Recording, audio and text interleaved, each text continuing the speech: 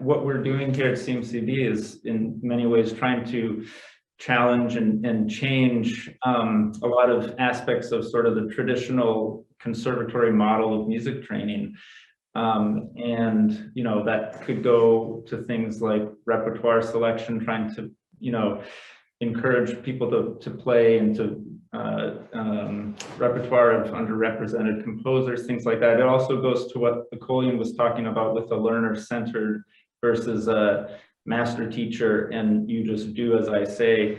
And I guess my question is, you know, what I've noticed is that we're sort of doing this work, but then, you know, it could be that the audition requirements at a college that someone wants to go to, it's Mozart, Bach only, or it might be that, you know, or even the district auditions here, you know, there's not sort of a coordination of effort from one end of the journey to the other. If it's a college track question, you're giving the student incredible, valuable tools on how to go about living life.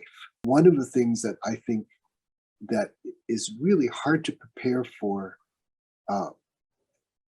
either adults or younger people is for constant change. Now, puberty is a great example of constant change. You know, your body's changing, your concept of everything around is changing.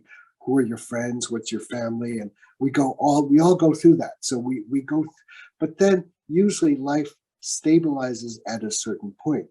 But and what I see is that the future, the decades, a lot of things will be changing really fast.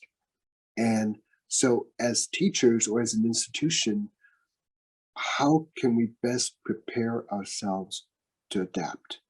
And I think the best way that we can actually get to adapting is to have a framework of thinking that can allow for huge amounts of information to come in and for you to be able to fairly quickly sort it out in such a way that even though you're being jostled around in the river of change because it's very active, but you won't sink because you know how to navigate through those things.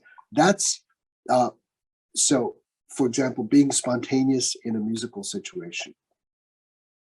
You know, we practice really hard so that we can actually deliver something that is very approximate to something that we think is the desired outcome result of our practicing.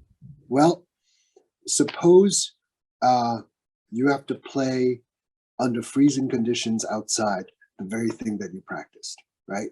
Suppose that you are going into an audition and you suddenly there's a wind that goes on your stand and your score blows over. How, you know, think of all the unexpected things that can happen while you're doing something. Do you have the wherewithal? Or do you have enough extra brain space to be able to cope with the unexpected and feel confident enough that you could navigate and swim through and get to shore?